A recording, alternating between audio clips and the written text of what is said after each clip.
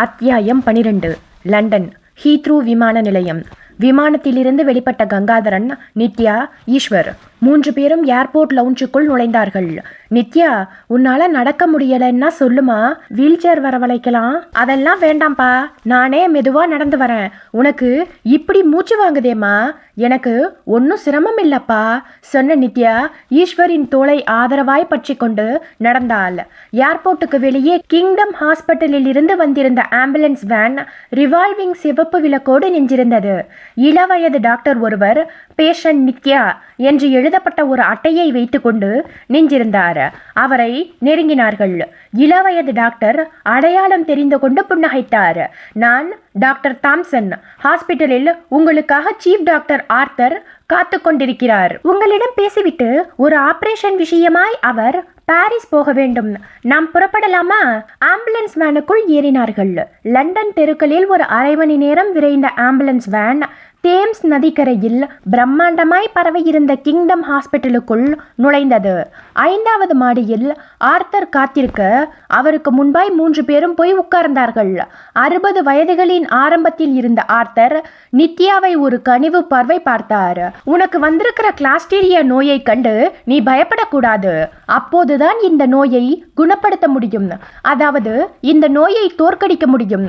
நீ நோயை பார்த்து பயப்பட்டால் அது உன்னை ஜெயித்துவிடும். நோயாளி மன தைரியத்தோடு இருந்தால்தான் நாங்கள் தரும் ட்ரீட்மெண்ட் நோயை எதிர்த்து போராடும். நித்யா பெருமூற்றொன்றை வெளியேற்றிவிட்டு ஆர்த்தரை பார்த்து புன்னகைத்தாள்.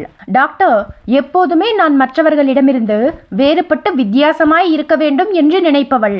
என் எண்ணத்துக்கு ஏற்ற மாதிரியே யாருக்கும் வராத இந்த வித்தியாசமான நோயும் எனக்கு வந்துவிட்டது. அதற்காக நான் இடிந்து போய்விடவில்லை. கூடிய சீக்கிரம் இறந்து போய்விடுவோமே என்று பயப்பட்டது கூட இல்லை.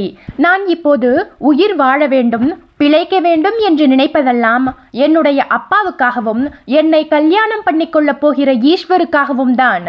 என்னை இந்த நோயிலிருந்து குணமாக்க வேண்டிய பொறுப்பு உங்களுடையது. நோனோ, அந்த பொறுப்பு கடவுளுடையது. நான் வெறும் கருவி மட்டுமே. சாரி டாக்டர், எனக்கு கடவுள் நம்பிக்கை கிடையாது. நான் நம்புவது எல்லாம் உங்களைத்தான். டாக்டர் ஆர்த்தர் கங்காதரிடம் திரும்பினார். உங்கள் மகள் நான் எதிர்பார்த்ததை விட ரொம்பவும் தைரியசாலியாக இருக்கிறாள். நாளையிலிருந்து ட்ரீட்மெண்ட் ஆரம்பித்தால் 3 மாத காலத்துக்குள் அவளை நோயின் பிடியிலிருந்து மீட்டுவிட முடியும் என்று நினைக்கிறேன். இன்டர்நெட் மூலமாக ஏற்கனவே நித்யாவின் ஸ்கேன் ரிப்போர்ட் எல்லாம் பார்த்துவிட்டேன். இனி நித்யாவுக்கு நான் தரப்போகும் ட்ரீட்மெண்ட்டை பற்றி பேசலாம். இது மிகவும் விலை உயர்ந்த ட்ரீட்மெண்ட். இந்த ட்ரீட்மெண்ட்டுக்கு பெயர் ஈஸி த்ரூ யூஜே. இதன் முழு வாக்கியம் eradication of clostridium through uranium jacket. இந்த ட்ரீட்மெண்ட்டில் நித்யா யுரேனிய உலோகத்தால் ஆன ஆடையை அணிய வேண்டும். அந்த யுரேனியம் ஜாக்கெட் எனப்படும் உடையின் விலை மட்டும் 50 லட்சம் ரூபாய். இந்த உடையில் பூசப்பட்டிருக்கும் மருந்து கலவை யுரேனிய கதிர்வீச்சுகளால் சிதிலமடைந்து தோல் துவாரங்கள் வழியாக நித்யாவின் இரத்த ஓட்டத்தில் கலந்து உடம்பில் பரவியுள்ள கிளாஸ்டீரியம் பொட்டுலிசம் பாக்டீரியாக்களை இனம் கண்டுபிடித்து அழிக்க ஆரம்பித்துவிடும். 1 மாத காலம் வரை நோயின் கடுமை குறையாது.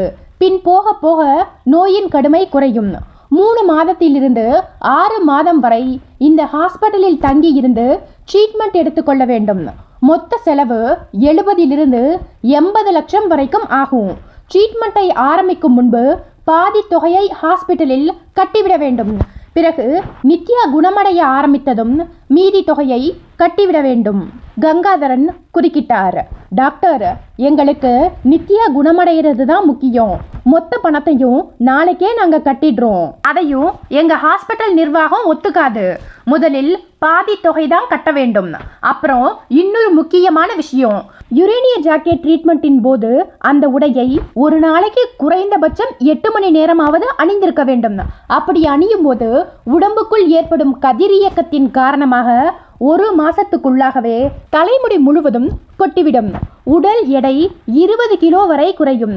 கண் பார்வை லேசாய் மங்கும். ஒரு நாளைக்கு 1 முறை மட்டுமே பசிக்கும். இது போன்ற பக்க விளைவுகள் உண்டாகும். இந்த பக்க விளைவுகள் தற்காலிகமானவை. அதையெல்லாம் சரி செய்ய ரெக்கவரி ட்ரீட்மெண்ட் கொடுப்போம். ட்ரீட்மெண்ட் ஆரம்பித்த 2 மாதங்களுக்குள் தலைமுடி மீண்டும் வளரும். உடலின் எடை கூடும். 3 வேளையும் பசிக்கும். நித்யா புன்னகைத்தாள். டாக்டர், எதை பற்றியும் எனக்கு கவலை இல்லை. மனிதன் என்று பிறந்து விட்டாலே என்றைக்காவது ஒரு நாள் இறப்பு உண்டு என்பது சர்வ நிச்சயம். அந்த இறப்பு என்றைக்கு வந்தால்தான் என்ன? என்னுடைய அப்பாவின் சந்தோஷத்துக்காக நீங்கள் எது மாதிரியான ட்ரீட்மெண்ட்டை கொடுத்தாலும் சரி, ஏற்றுக்கொள்கிறேன். தட்ஸ் குட் என்ற ஆர்த்தர் பக்கத்தில் நின்று கொண்டிருந்த டாக்டர் தாம்சனிடம் திரும்பினார். தாம்சன், டாக்டர், கடந்த 2 வருட காலங்களா கிளாஸ்டீரியா நோயினால் பாதிக்கப்பட்டு நம் ஹாஸ்பிட்டலுக்கு ட்ரீட்மெண்ட்டுக்காக வந்து குணமடைந்து சென்றவர்களை பற்றிய வீடியோ கேசட்டை இவர்களுக்கு போட்டு காட்டுங்கள். Yes doctor, stage by stage போட்டு காட்டுங்கள். அவர்கள் கேட்கும் சந்தேகங்களுக்கு விரிவான விளக்கம் கொடுங்கள். Yes doctor. ஆர்த்தர் கங்காதரனிடம் திரும்பினார். ஒரு விஐபி பேஷண்டின் ஆபரேஷன் விஷயமாய் நான் அவசரமாய் பாரிஸுக்கு செல்ல வேண்டியுள்ளது. போய்விட்டு நாளை மதியத்துக்குள் நான் திரும்பி விடுவேன். வந்த பிறகு உங்களை சந்திக்கிறேன். விடை பெற்று கொண்டு வெளியே வந்தார். ஏர்போர்ட்டுக்கு புறப்பட்டு போக லிப்டில் இறங்கி கார் பார்க்கிங்கிற்கு வந்தபோது அவருடைய கோட் பாக்கெட்டில் இருந்த செல்போன் கூப்பிட்டது.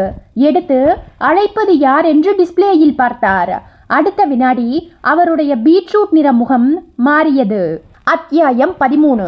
உங்க இயற்பெயரே அருள்மொழிவர்மன் தானா? இல்ல, அப்பா அம்மா வச்ச பெயர் பொன்னுசாமி. சினிமாவுக்காகத்தான் அருள்மொழிவர்மன்னு பேரை மாத்திக்கிட்டேன். நீங்க இந்த சினிமா துறையில் இவ்வளவு பெரிய டைரக்டராய் தயாரிப்பாளராய் வருவீங்கன்னு நினைச்சீங்களா? ஓரளவுக்கு வருவேன்னு நினைச்சேன். இந்த அளவுக்கு வருவேன்னு நினைக்கல. நீங்க எடுத்த 3 படமும் சில்வர் ஜூப்ளி போயிடுச்சு. இந்த வெற்றிக்கு எதை காரணமாய் சொல்றீங்க? நல்ல கதையும் அதை சொன்ன முறையும் தான். அப்படின்னா ஹீரோவுக்காக படம் ஓடலைன்னு சொல்ல வரீங்களா? கண்டிப்பா. ஹீரோ முகேஷ்குமார் ஒரு பத்திரிகைக்கு கொடுத்த பேட்டியில் படம் ஓட காரணமே என்னோட நடிப்பு தான்னு சொல்லியிருக்காரே. அப்படி அவர் சொல்லியிருந்தா இந்த வருஷத்தோட பெஸ்ட் ஜோக் அதுதான். டிவியின் கேமரா ஓடிக்கொண்டிருக்க அந்த டிவி நிருபர் சினிமா டைரக்டர் கம் தயாரிப்பாளரான அருள்மொழிவர்மனை தயக்கமாய் ஏறிட்டார். ஒரு பர்சனல் கேள்வி கேட்கலாமா? அருள்மொழிவர்மன் சிரித்தார். என்ன கேள்வி கேட்க போறீங்கன்னு எனக்கு தெரியும். நானும் சினிமா நடிகை மேனகா தேவியும் ஒரே வீட்டில் தாலி கட்டாத கணவன் மனைவியா வாழ்ந்துட்டு இருக்கோம். அதுதானே? அது இல்லை. பின்ன நீங்க MBBSல 3வது வருஷம் வரைக்கும் படித்ததாகவும், அப்படி படிச்சிட்டு இருக்கும்போது உங்களுக்கு பாடம் சொல்லி கொடுத்த லேடி ப்ரொஃபஸரையே காதலிச்சதாகவும், அதுக்கு அந்த லேடி ப்ரொஃபஸர் டீன் கிட்ட புகார் பண்ணினதாகவும், அந்த கோபத்தில் நீங்க ப்ரொஃபஸரை கத்தியால் குத்தியதாகவும், அது போலீஸ் கேஸ் ஆகி உங்க அப்பா அம்மா வந்து டீன் காலில் விழுந்து கெஞ்சி கேட்டுக்கிட்டதால போலீஸ் நடவடிக்கையை கைவிட்டுட்டு உங்களை காலேஜில் இருந்து டிஸ்மிஸ் பண்ணி வீட்டுக்கு அனுப்பினதாகவும் ஒரு பத்திரிகையில் கிசு மாதிரி நியூஸ் போட்டிருந்தாங்க. அது உண்மையா? உண்மைதான். என்னோட பரிசுத்தமான காதலை அந்த லேடி ப்ரொஃபஸர் புரிஞ்சுக்கல. முதல்ல என்னை காதலிக்கிற மாதிரி நடிச்சாங்க. அப்புறம் என்ன காரணத்தினாலேயோ மாறிட்டாங்க.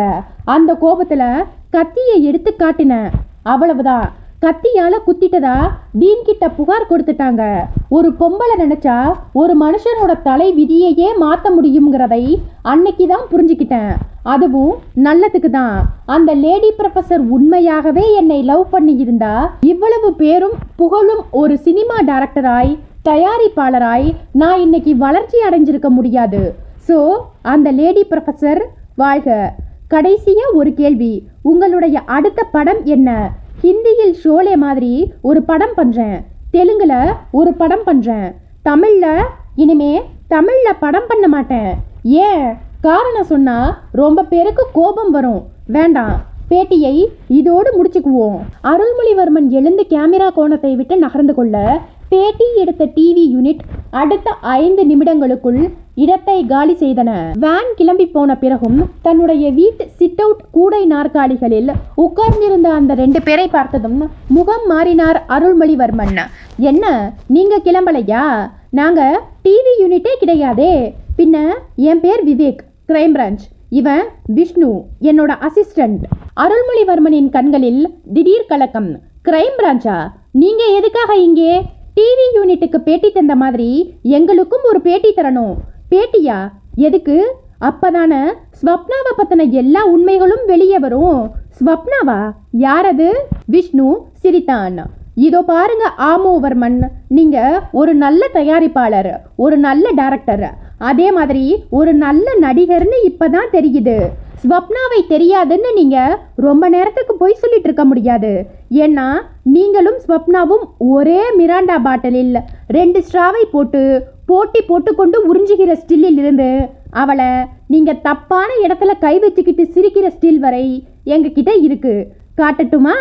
விவேக் தன்னுடைய 2 கைகளையும் தலைக்கு பின்னால் கோர்த்து வசதியாய் சாய்ந்தபடி புன்னகைத்தான். மிஸ்டர் அருள்மொழிவர்மன், ஸ்வப்னா ஒரு கால் கேர்ள் என்கிற விஷயம் 2 மணி நேரத்துக்கு முன்னாடி தான் எங்களுக்கு தெரிஞ்சுது. அந்த உண்மையை சொன்னதும் ஒரு பெண் தான்.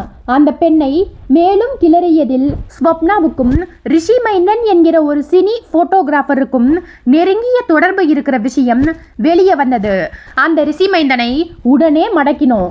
போலீஸ் லாக்அப்னு 2 வார்த்தைகள் தான் சொன்னோம். அவ்வளவுதான். நெல்லிக்காய் மூட்டையை அவிழ்த்த மாதிரி எல்லா உண்மைகளையும் சொல்லிட்டான். ஸ்வப்னா பலரோடு தொடர்பு வச்சிருந்தாலும் நீங்க தான் சீஃப் கஸ்டமராமே. 2 பேரும் சிங்கப்பூர் எல்லாம் போயிட்டு வந்திருக்கீங்களாமே. உண்மையா? என்ன சார் பேச்சையே காணும். விஷ்ணு அருள்மொழிவர்மனின் தோளை தட்டினான். அது வந்து சொல்லுங்க. பெண்கள் விஷயத்துல நான் ரொம்பவும் வீக். ஸ்வப்னாவோட தொடர்பு இருந்தது உண்மைதான். பட் நெருக்கமெல்லாம் கிடையாது. நான் எல்லா நடிகைகளோடும் சிங்கப்பூர் போயிட்டு வந்திருக்கேன். அது என்னோட ஹாபி. சரி, இப்போ கிளைமேக்ஸுக்கு வருவோமா? கிளைமேக்ஸா? ஸ்வப்னா கொலை செய்யப்பட்டதுக்கு யார் காரணம்? என்ன காரணம்? எனக்கு தெரியாது. லாக்அப்க்கு கூட்டிட்டு போனாதான் தெரியும்னு சொல்லுவீங்களா? ஆமோவர்மன், என்ன மிரட்சிங்களா? தமிழ்நாட்டில் இருக்கிற 2 அமைச்சர்களை எனக்கு தெரியும். ஒரு ஃபோன் போட்டு பேசினா என்ன நடக்கும் தெரியுமா? ஒன்றும் நடக்காது. அந்த 2 மந்திரிகளையும் சேர்த்து லாக்அப்க்கு தள்ளிட்டு போயிடுவோம். பெரிய பெரிய விஐபிக்கள் எல்லாம் இன்னைக்கு ஜெயிலில் உட்காந்துக்கிட்டு கம்பிகளை எண்ணிக்கிட்டு இருக்காங்க தெரியுமா? அந்த 2 மந்திரிகள் யாருன்னு சொல்லுங்க.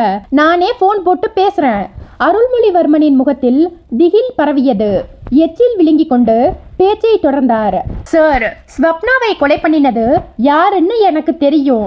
சொன்னா என்னை விட்டுடுவீங்களா?